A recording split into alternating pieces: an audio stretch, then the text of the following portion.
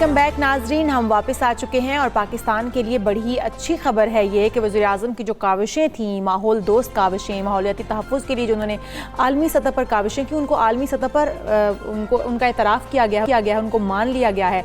वज़ीर-ए-आज़म की माहौलियात से मुतालिक कामयाब पॉलिसीज़ के नतीजे में पाकिस्तान को रवां साल 5 जून को आलमी यौम माहौलियात की मेज़बानी मिल गई है। बहुत बड़ी खबर है ये, और तारीख़ में पहली बार पाकिस्तान को माहौलियात के आलमी दिन की मेज़बानी का ये एहसास मिला है। पाकिस्तान माहौलियात के आलमी दिन के मौके पर मौसमियाती तब्दीली के हवाले से ऐलानात भी करेगा, जिसमें billion tree tsunami, clean green समेत electric vehicle policy, national parks हो गए, ग्रीन जॉब्स हो गई, उनको भी उजागर किया जाएगा। और आलमी माहौलियाती कॉन्फ्रेंस में शिरकत के लिए सिर्फ 4 आलमी शख्सियात का चुनाव किया गया। हाँ, और जिनमें से वज़ीर-ए-आज़म पाकिस्तान इमरान खान को भी शामिल किया गया है। वज़ीर-ए-आज़म 4 जून को की रात को आलमी कॉन्फ्रेंस से कलीदी खिताब करेंगे। गुज़श्ता साल हमने देखा था कि चीन को आलमी यौम माहौलियात पर इंटरनेशनल कॉन्फ्रेंस की मेज़बानी का एजाज़ मिला था, और अब पाकिस्तान के पास ये एजाज़ है और ये बड़ी खुशाइन बात है। बिल्कुल खुशाइन बात है। इसी पर हम बात करेंगे। हमारे साथ मौजूद हैं ज़रताज गुल साहिबा। अस्सलाम वालेकुम, गुड मॉर्निंग। बहुत अच्छी खबर है ये, पाकिस्तान के लिए बाइस फ़ख्र खबर भी है, और फिर जो कोशिशें की जा रही थी उनका एतराफ़ भी है। पाकिस्तान को रवां साल जून में जो आलमी यौम माहौलियात की मेज़बानी करने का जो मौका मिला है, आप क्या समझती हैं, क्या फैक्टर्स थे जिन्होंने किरदार अदा किया?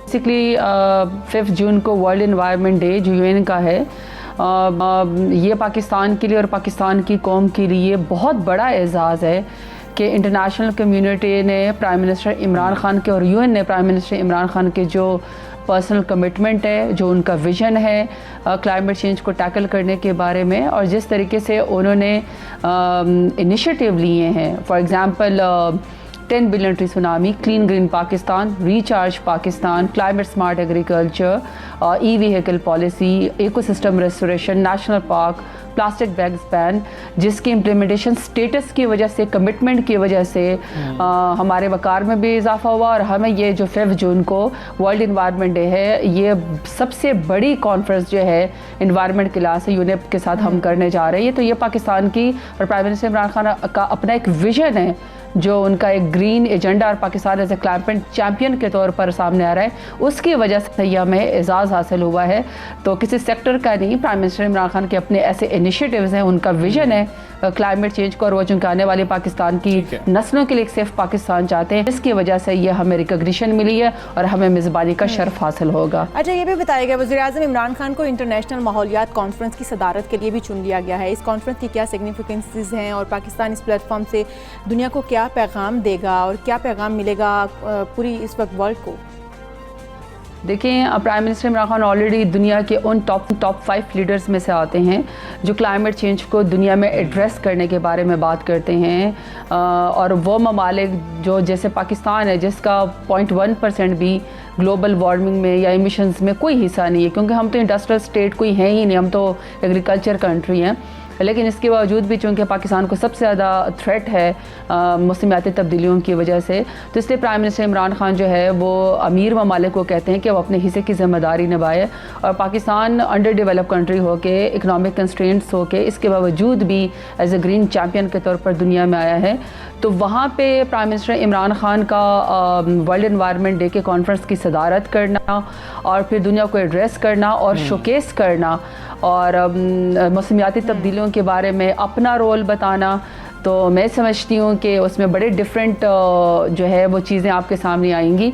और एक तरीके से जो पाकिस्तान का रोल है, जो पाकिस्तान के अभी तक की अचीवमेंट है, ज़ाहिर बात है हम उसको शोकेस भी करेंगे और अपनी मज़ीद एक्नॉलेजमेंट्स भी और दुनिया की तवज्जो भी अपनी तरफ दिलाएंगे कि पाकिस्तान को मदद की ज़रूरत है, क्योंकि क्लाइमेट चेंज इस कदर बड़ा फिनोमेना है जिससे गरीब ममालिक तो खैर बिल्कुल भी बहुत ही नहीं उसको टैकल कर सकते हैं, लेकिन अमीर ममालिक साथ मिलके टेक्नोलॉजी ट्रांसफ़र और मिटिगेशन की जो पॉलिसीज़ हैं और इसके अलावा जो फंडिंग है, जो एग्रीमेंट्स हैं जिसमें जो कमिटमेंट्स हैं उसके बारे में, और फिर दूसरा जो पाकिस्तान की मज़ीद फोरसी करेगा अपने क्लाइमेटिक गोल्स को, जो और ये भी बड़े फ़ख्र की बात है हमारे लिए कि पाकिस्तान का जो प्राइम मिनिस्टर इमरान खान का जो विज़न है, पाकिस्तान की तारीख़ में पहली दफ़ा ऐसा हुआ है कि हमारा जो एनुअल बजट है फेडरल गवर्नमेंट का, उसका 6% जो है वो हमारा क्लाइमेट चेंज के या मिनिस्टर ऑफ क्लाइमेट चेंज या इससे रिलेटेड डिपार्टमेंट्स को जाता है। ये पाकिस्तान की तारीख में कभी भी नहीं हुआ।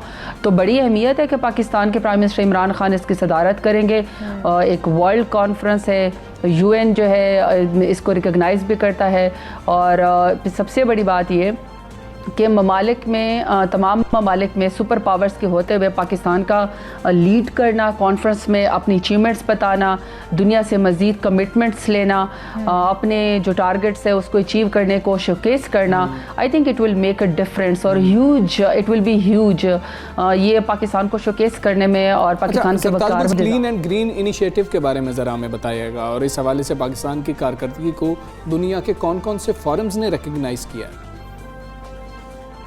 बेसिकली तो 10 बिलियन ट्री सुनामी है, उसमें पाकिस्तान इस चैम्पियन जो है वो एक तरीके से डिक्लेयर्ड हुआ है। और जो इंडिपेंडेंट जूरर्स हैं या वर्ल्ड इकनॉमिक फोरम्स है या IUCN है, FAO है या फिर जो है कोई भी इन्वायरमेंट से रिलेटेड प्लेटफॉर्म्स हैं या बॉन्ड चैलेंज है जिसको KPK ने सरपास किया है बिलियन ट्री सुनामी में, तो उसकी एक्नॉलेजमेंट है बेसिकली। और बाकी मज़ीद भी बहुत सारे ऐसे प्रोग्राम हैं जिसके बारे में हम बात भी कर सकते हैं और बता भी सकते हैं। लेकिन ये कि जो क्लीन ग्रीन पाकिस्तान स्पेसिफिकली देखें वो तो पाकिस्तान के से रिलेटेड है। जो इंटरनेशनली जिसको हम चैम्पियन कर सकते हैं वो तो 10 बिलियन ट्री सुनामी या ई-व्हीकल पॉलिसी है।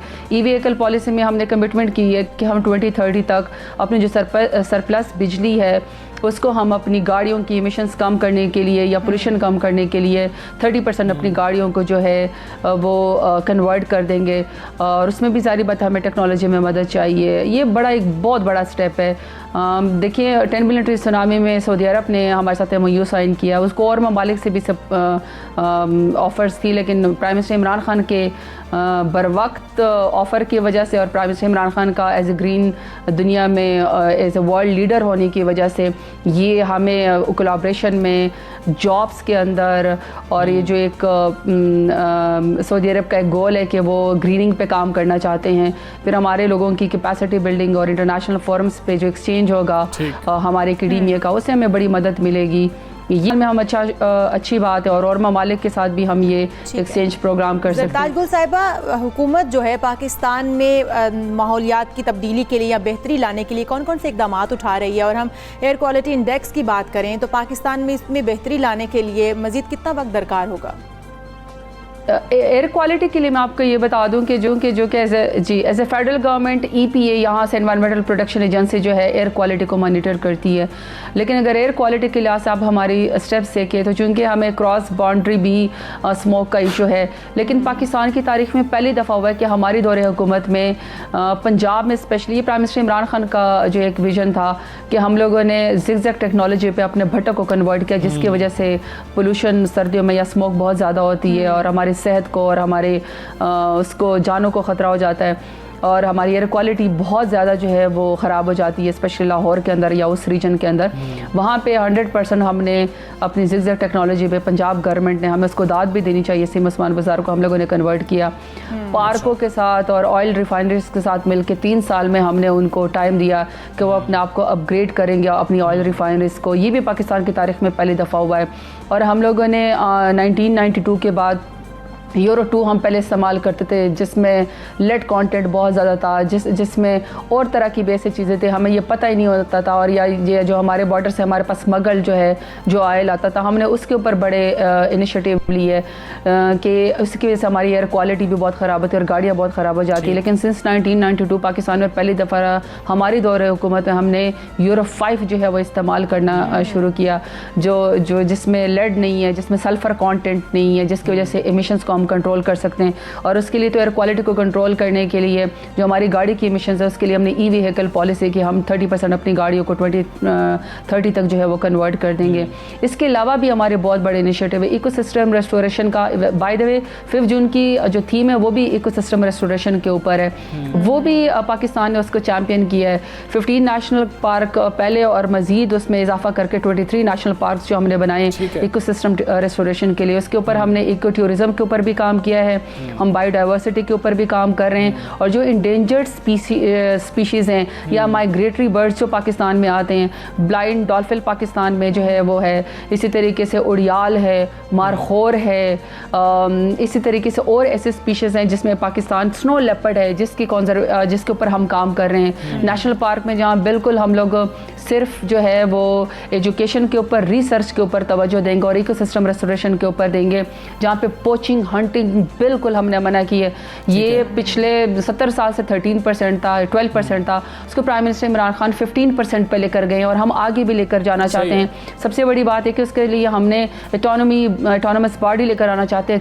3.2 बिलियन से ज़्यादा का एक हमारा एक्नेक में जो हम प्राइम मिनिस्टर इमरान खान से मांग रहे हैं, और आई एम श्योर कि वो अप्रूव्ड हो जाएगा। ताजगुल साहिबा, बहुत शुक्रिया आपका। सबसे पहले पाकिस्तान से आप बात कर रही थी, एक पाकिस्तान के लिए जो है अच्छी खबर भी थी जो हमने शेयर की, और आप उस पर बात कर रही थी कि इनिशिएटिव्स लिए गए हैं और अब आलमी सतह पर अगर उसको पजीराई मिल रही है तो इस गवर्नमेंट को उसका बहुत ज़्यादा बल्कि पूरा क्रेडिट जाता है। बिल्कुल ऐसा ही है। अब हम कुछ बात कर लेते हैं मईशत की भी। मुल्क की मईशत जो है उसके हवाले से अगर हम बात करें तो रवां माली साल के दौरान पाकिस्तान ने जुज़वी तौर पर कुछ काबिल ज़िक्र मुआशी फ़वाइद भी हासिल किए हैं, जिनमें तरसीलात ज़र में इजाफा है, बरामदात में इजाफा है, रुपए की कदर में इजाफा है, फिर गैर मुल्की करेंसी के ज़खायर का बढ़ना, बड़े पैमाने पर मैन्युफैक्चरिंग आउटपुट जो है उसका बढ़ना शामिल है। लेकिन अगर हम देखें तो इनकी रफ्तार को बरकरार रखने और पायदार आला मुआशी नमो को हासिल करने के लिए ज़्यादा से ज़्यादा मालियाती महंगी होना बहुत ज़रूरी है। बिल्कुल ऐसे ही, और सख्त माली नज़्म ज़ब्त की भी बहुत ज़्यादा इशाल हमें ज़रूरत होगी। इस बात का इम्कान ज़ाहिर किया जा रहा है कि अगले आम इंतखाबात के लिए बजट में तरक्याती बजट में भी इजाफा किया जाएगा ताकि सियासी फ़वाइद भी हासिल किए जा सके, और तरक्याती कामों से ना सिर्फ रोज़गार में इजाफा होगा बल्कि इससे अवाम की क़ुव्वत ख़रीद में भी इजाफा किया जा सकता है। लेकिन इसके लिए मुआशी नज़्म ज़ब्त भी इंतहाई अहमियत का हामिल है। बिल्कुल ऐसा ही है। हमने गुज़श्ता चंद दहाइयों में पाकिस्तानी मईशत जब भी ग्रोथ की तरफ गई तो करंट अकाउंट की मनफी बैलेंस और रुपए की कदर में हमने देखा कि कमी जैसे मसाइल का हमें सामना करना पड़ा। लेकिन हम लोग फिर वही नज़्म ज़ब्त की बात कर रहे हैं कि वो भी इसमें बहुत ज़रूरी है, बहुत अहम है, जिसकी वजह से हम लोग जो है वो उसके फ़वाइद हासिल कर सकते हैं। इस दफ़ा करंट अकाउंट सरप्लस का इसलिए जिक्र साथ हो रहा है, जिसको मतलब कि हमाद अज़हर साहब जब बात कर रहे हैं ना तो वो कह रहे हैं कि हमें तो डेफिसिट की आदत थी, ये सरप्लस है और आप लोग फिक्र ना करें, और ख़ासतौर पर अपोजिशन वाले तो फिक्र ना करें, मईशत मुल्क के लिए बेहतर हो रही है, पूरे मुल्क को फ़ायदा होगा। तो खैर जो अब सवालात उठ रहे हैं, जो अपोजिशन भी कुछ सवालात उठा रही है, जानने की कोशिश करेंगे। मुआशी तज्ज़ियाकार डॉक्टर सलीम साहब हमारे साथ मौजूद हैं। फ़ारूक सलीम साहब, अस्सलाम वालेकुम, गुड मॉर्निंग सर। रवां माली साल काफ़ी अच्छे मुआशी इशारे देखने को मिल रहे हैं हमें ना, तो हमें बताइएगा क्या इसकी वजह वो जो कहा जा रहा है कि लो बेस इफेक्ट है, यानी कि जबकि पहले ही मईशत मनफी थी तो इस साल ज़्यादा तरक्की तो होनी ही होनी थी, ये बात की जा रही है, ये किस हद तक दुरुस्त है मौक़िफ़? देखिए, पहली मरतबा जब मैंने 3.94 सुनी तो आप यकीन कीजिए कि दिल में बड़ी खुशी होती है कि ग्रोथ हो रही है। कोरोना का पीरियड जो है वो बड़ा मुश्किल गुजरा पाकिस्तान के अंदर, लेकिन वो खुशी ज़्यादा देर तक नहीं रहती, वो हैरानगी में बदल जाती है। अभी 6 हफ्ते पहले तक हुकूमत खुद से कह रही थी कि 1.5-2% तक ग्रोथ आएगी। जो आदमी मालियाती इदारे हैं, IMF हो, चाहे वो वर्ल्ड बैंक हो, चाहे वो एशियन डेवलपमेंट बैंक हो, वो भी 1.5-2% की बात कर रहे थे और ये हुकूमत 6 हफ्ते पहले तक तो ये दावे कर रही थी। फिर अचानक 6 हफ्तों में कौन सा ऐसा मौजज़ा हो गया कि हम अचानक 3.94 पे पहुंच गए। 6 हफ्तों के दौरान ये सब कुछ हुआ। लेकिन फिर आप अपना जहन लगाने की कोशिश करते हैं तो हकीकत ये सामने आती है कि ये एक पेशीन गोई है। हुकूमत खुद से इसको कह रही है कि ये पेशीन गोई है जो हुकूमत अपनी कारकर्दगी के बारे में खुद से कर रही है। क्योंकि बड़ी इंपॉर्टेंट चीज़ है कि ये एक पेशीन गोई है। अभी तक 9 महीने का डेटा हुकूमत के पास है, अभी 3 महीने जो है वो इसमें डेटा शामिल नहीं किया गया। अभी जून 30 तक ये माली साल जिसका आपने जिक्र किया वो खत्म होगा। फिर ये भी याद रखिए कि सन 2018-19 का जो माली साल था उसमें हुकूमत ने 3.3% की ग्रोथ जो है वो जो प्रीलिमिनरी कहलाती है जो भी सामने आई है वो 3.3 की उन्होंने प्रोजेक्ट की थी। लेकिन फिर साल के बाद जब उसमें रिवीजन आई तो वो 1.9 पे रह गई। तो ये प्रीलिमिनरी फिगर कहलाती है, 9 महीने का डेटा है।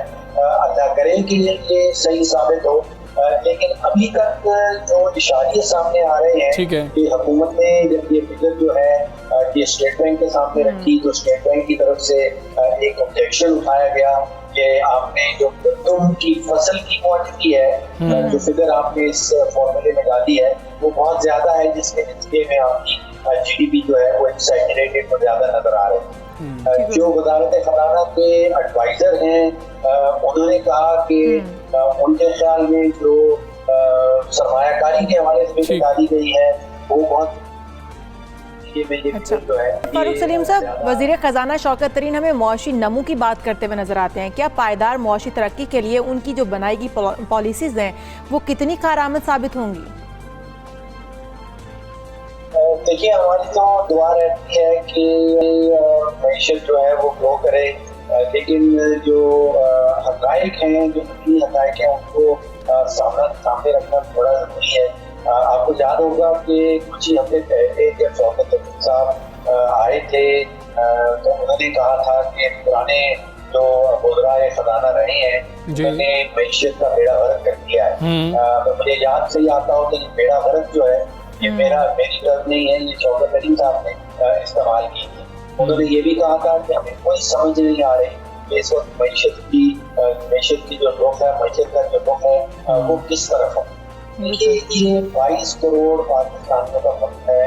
वजारत खजाना चलाना जो है वो बहुत बड़ा काम है। ये कोई धोखा या कोई दुकान नहीं है जहाँ पे आप हर चंद महीने के बाद एक नया वजीर खजाना ले आए। यहाँ पे जो कहलाता है, अगर आपने कोई भी चीज अचीव करनी हो, कोई भी प्रोजेक्ट आप शुरू करना चाहें तो वो टेक्निकल टर्म्स में कहलाता है प्रोजेक्ट लाइफ साइकिल। ठीक है, उसका एक खास तरीका एक कार होता है। अगर आपने कोई चीज अचीव करनी है तो पहले वजारत खजाना के अंदर आपको एक अच्छी सी टीम की तश्कील देनी पड़ती है। फिर वो टीम कई महीने बैठती है और मनसूबा बंदी करती है। फिर कई महीने लगते हैं मनसूबों के ऊपर अमल दरामद होने में, और फिर कई महीने के बाद उसके नतीजे सामने आना शुरू होते हैं। ये 4 फेजेस हैं जो मईशत में इस्तेमाल किए जाते हैं नताइज हासिल करने के। अब आप जरा PTI की हुकूमत को नजरसानी करें, जरा गौर करें कि अभी तक तो वो फेज 1 में पड़े हैं। अभी टीम तश्कील दी जा रही है और दोबारा से हमारी ख्वाहिश ये है कि शौकत तरीन साहब एक बहुत ही उम्दा टीम तश्कील दे दें। लेकिन फिर कई महीने लगेंगे, वो टीम जो है वो अपने मंसूबे बनाएगी। फिर कई महीने लगेंगे, वो मंसूबे उनके ऊपर अमल दरामद होगा। ठीक है फारूक सलीम साहब, हमें ये बताइएगा कि हम देख रहे हैं शौकत तरीन साहब बात कर रहे थे कि जो IMF की शराइत हैं या गाइडलाइंस हैं उनके हवाले से बात कर रहे थे कि वो बहुत ज़्यादा सख्त हैं, हम उस पर अमल नहीं कर सकते। मुआशी नज़्म ज़ब्त के लिए आप भी समझते हैं IMF की जो गाइडलाइंस हैं वो ज़रूरत से ज़्यादा सख्त हैं, और ऐसे मुश्किल हालात में फिर हुकूमत को करना क्या चाहिए, क्योंकि चैलेंजेस तो बहुत ज़्यादा हैं। एक तरफ IMF भी है, उसकी गाइडलाइंस भी हैं। ये क्या करना चाहिए, ये क्या होना चाहिए, ये तो हुकूमत ने सोचा है अग्रीमेंट करने से पहले। अच्छा, 16 तारीख को, फरवरी की 16 तारीख को एक अग्रीमेंट साइन कर दिया गया हुकूमत पाकिस्तान, वज़ारत खजाना की तरफ से और IMF का जो स्टाफ लेवल एग्रीमेंट कहलाता, उसमें हमने साइन कर दिया। हुकूमत पाकिस्तान, वज़ारत खजाना ने साइन कर दिया कि 1200 अरब रुपए के इजाफी टैक्सेस लगाए जाए।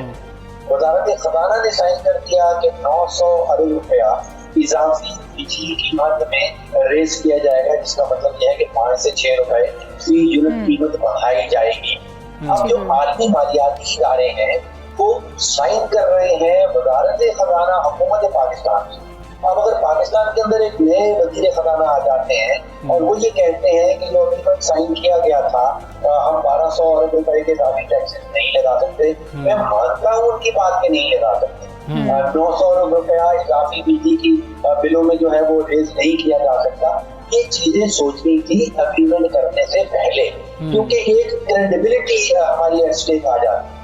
हुकूमत पाकिस्तान का एतबार, हुकूमत पाकिस्तान के ऊपर एतबार और एतमाद करते हुए एक आलमी इदारे ने आपके साथ साइन किए। और उसके कुछ ही महीने के बाद जब एक नए वजीर खजाना आते हैं, वो कहते हैं कि ये 2-3 पिलर्स जो हैं इस एग्रीमेंट के, उनके ऊपर मैं अमल दरामद नहीं कर सकता। तो ये एक बड़ा अजीब सा जो है पैगाम दुनिया भर को जाना है और जो दुनिया भर के इन्वेस्टर्स हैं, जो सरमायाकार हैं, मुल्क के अंदर भी, मुल्क के बाहर भी, उनमें एक वो गैर यकीनी की फजा पैदा हो जाती है। अच्छा, एक वो कंफ्यूजन हो जाता है, एक वो अनसर्टिनिटी आ जाती है। और ये दो चीजें जो है, कंफ्यूजन और अनसर्टिनिटी, ये बिजनेस के और सरमायाकारी के सबसे बड़े दुश्मन होते हैं। सरमायाकार जो है वो अपने सरमायाकारी के फैसले जो है वो डिले कर देते हैं, वो पोस्टपोन कर देते हैं। तो ये सारे सवाल जो आप उठा रहे हैं कि हुकूमत पाकिस्तान को उठाने चाहिए थे 16 फरवरी के एग्रीमेंट से पहले। ठीक है फारूक सलीम साहब, क्या आप अगले माली साल में भी इसी तरह मुआशी आशारिये मुस्बत देख रहे हैं, जिनमें तरसीलात ज़र है, बरामदात है, लार्ज स्केल मैन्युफैक्चरिंग है, इसमें इजाफा देख रहे हैं आप अगले माली साल में भी? देखिए, आपने मईशत की बहुत बड़ी बड़ी इस्लाहें जो है वो इस्तेमाल करती हैं। कई करंट अकाउंट डेफिसिट, कई करंट अकाउंट का सरप्लस, कई लार्ज स्केल मैन्युफैक्चरिंग। आप यकीन करें कि मईशतदान आपस में बैठ के इन चीजों के ऊपर बहस करते तो अच्छे लगते हैं, लेकिन जो 22 करोड़ पाकिस्तानी हैं उनका इसी चीज से जो आपने अभी इस्लाहें इस्तेमाल की कोई भी डायरेक्ट ताल्लुक नहीं। उनकी मईशत तो आप सबके 3 चीजों की घूमती है। वो ये पूछते हैं कि आज से 3 साल पहले हम 35 रुपए का किलो आटा लाते थे, आज वो 75 रुपए 80 रुपए किलो का आटा मिल रहा है। हम जो हमारी आमदन है, हम अपने खानदान वालों का पेट नहीं भर पा रहे। वो कहते हैं कि आज से 3 साल पहले जो हम 55 रुपए की चीनी खरीदते थे वो आज 100 रुपए से ज्यादा हो गए। उनका कहना ये है कि बिजली का बिल जो 10-11 रुपए का था वो आज 23-24 रुपए चला गया है। आप उनके आटे की कीमत वापस आएगी या नहीं आएगी, चीनी की कीमत वापस आएगी या नहीं आएगी, क्या बिजली सस्ती होगी या नहीं होगी, उनका क्या ताल्लुक के लार्ज स्केल मैन्युफैक्चरिंग क्या भला है, किस तरफ जा रही है, क्या ग्रोथ 3.9 आई है या नहीं आई, क्या 5.8 ग्रोथ PMLN के जमाने में होती थी या नहीं होती थी। तो फोकस रखिए, 22 करोड़ पाकिस्तानी तो आपसे कुछ ज्यादा नहीं मांगते।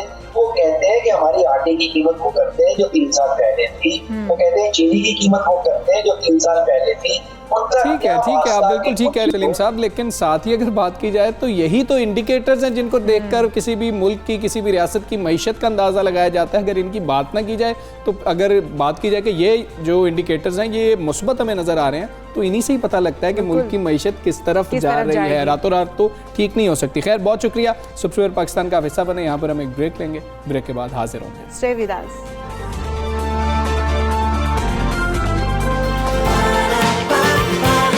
सुबह सवेरे पाकिस्तान।